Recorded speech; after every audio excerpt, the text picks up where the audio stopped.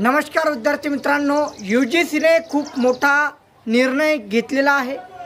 तो निर्णय म्हणजे 12वी नंतर आपण ॲडमिशन करतो तर अगोदर प्रचलित पद्धतीने आपली ॲडमिशन व्हायची। आता तुम्ही नॉन प्रोफेशनल कोर्सेससाठी जसं की BA साठी BCom साठी कोणतीही एंट्रन्स टेस्ट नव्हती। त्याच ठिकाणी फार्मसी इंजिनिअरिंगसाठी MST CT JEE, जर आपल्याला MBBSला जायचं नीट या परीक्षा उपलब्ध होत्या। आता UGCने यामध्ये थोडासा सिनेरिओ चेंज केलेला आहे। कसा तर जे नॉन प्रोफेशनल कोर्सेस आहे त्यामध्ये BA BCom BSc येतात। तर अशी भरपूर लिस्ट आहे। या नॉन प्रोफेशनल कोर्सेससाठी आता UGCने एक खूप मोठी घोषणा केलेली आहे। UGC असं म्हणते की कॉमन युनिव्हर्सिटी एंट्रन्स टेस्ट म्हणजे CUET एक्झाम 2022 पासून लागू करण्यात येत आहे। आता ज्या विद्यार्थ्यांना नॉन प्रोफेशनल कोर्सेससाठी ॲडमिशन घ्यायची त्यांना ही CET द्यावी लागणार आहे। ही CET बंधनकारक राहणार आहे। म्हणजे तुमच्या 12वीच्या पर्सेंटेजवरती काही आता राहिलेलं नाही आहे। एकंदरीत प्रोफेशनल कोर्सेसचं जर बघितलं तुम्ही तर ऑल फार्मसी इंजिनिअरिंगच्या ॲडमिशन या MBBSच्या ॲडमिशन या स्पेसिफिक एका एंट्रन्स टेस्टवरतीच अवलंबून आहे। जसं की JEE मधून इंजिनिअरिंगला गेलं तर MST CT जर द्याल तुम्ही तर फार्मसीला याल, नीट जर द्याल तर तुम्ही MBBSला जाल।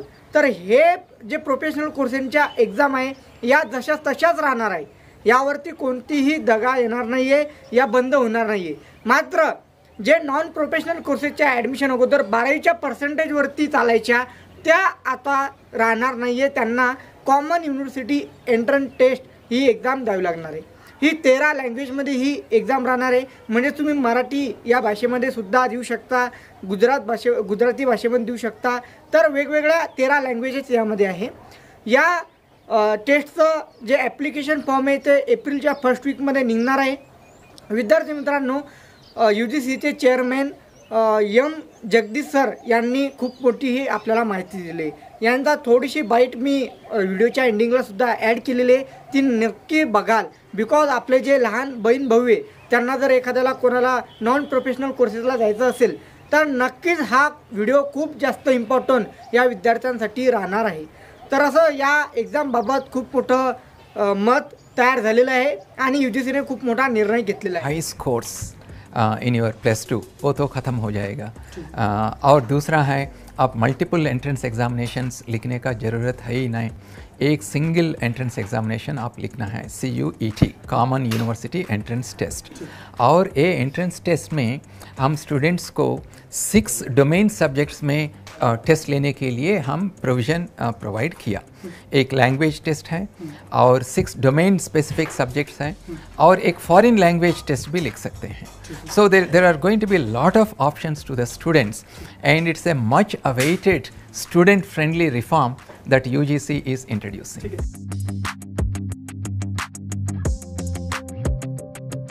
ये 27 डोमेन सब्जेक्ट्स जो है CUET का ये नॉन प्रोफेशनल सब्जेक्ट्स हैं। Professional subjects such as BTech MTech MPharm, वो तो आप जो एग्जिस्टिंग एडमिशन पॉलिसी है गेट स्कोर होगा, नहीं तो JEE स्कोर होगा, ए स्कोर से वो एडमिशन्स आप कंडक्ट कर सकते हैं।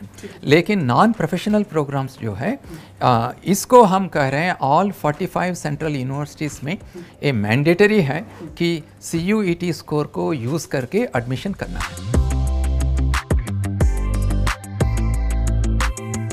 एप्लीकेशन फॉर्म प्रोसीजर जो है, online application form procedure national testing agency first week of April में शुरू करेंगे।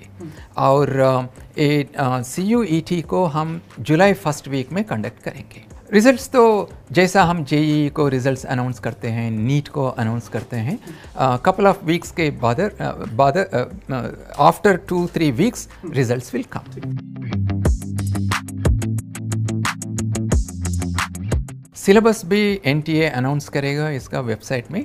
और सिलेबस सिर्फ 12th स्टैंडर्ड का NCERT डिफाइंड सिलेबस होगा। और NCERT सिलेबस तो देश में बहुत जगह में यूज़ करते हैं। My request to the students is आपका बोर्ड एग्ज़ाम्स जो है इसके ऊपर फोकस कीजिए और without any stress to get 98% 100% आप इसको अच्छी तरफ से करने के लिए कोशिश कीजिए। और क्वेश्चंस इसी सिलेबस से 12th स्टैंडर्ड सिलेबस से आएगा CUET में. So therefore there should be no stress in the minds of the students.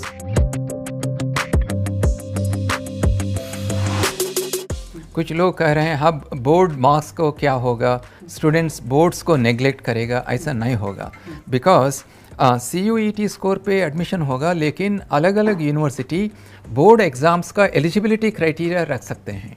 University कह सकते हैं you should get minimum 60%, minimum 70% depending on their admission policy. So therefore students have to still focus on the board examinations. और coaching का बारे में मैं ये बताना चाहता हूँ कि कोचिंग कब होगा, जब कम सीट हैं और ज़्यादा लोग इसके लिए कॉम्पीट कर रहे हैं. हमारा यूनिवर्सिटी सिस्टम में 45 सेंट्रल यूनिवर्सिटी में DU में 70,000 सीट्स हैं. ऑल IITs में पुट टुगेदर 18,000 आसपास सीट्स हैं, है ना.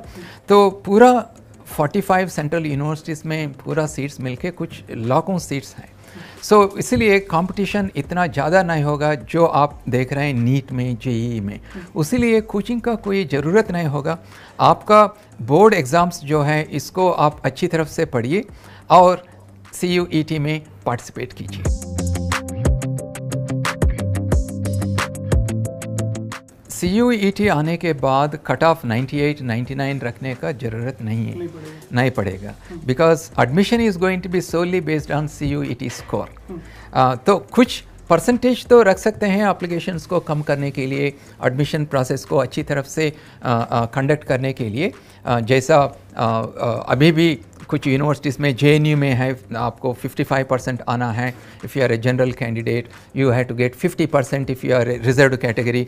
जैसा जो एडमिशन पॉलिसी है CUET इसको चेंज नहीं करेगा. वो एडमिशन पॉलिसीज़ कंटिन्यू होगा और जो रिजर्वेशन पॉलिसी है वो भी कंटिन्यू होगा. CUET हर ही इंस्टीट्यूशन का जो अलग अलग एडमिशन पॉलिसी है वो तो कंटिन्यू होगा.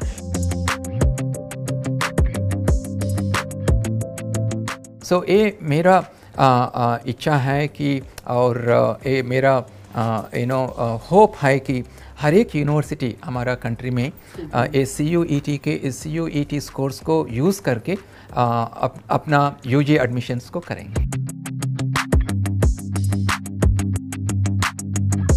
ये तो एक रिफॉर्म है CUET, introduction of CUET, multidisciplinary education, multiple exit, multiple entry, और establishment of research cells, establishment of international university campuses in our country, our setting standards for PhD admissions. So बहुत reforms हो रहे हैं.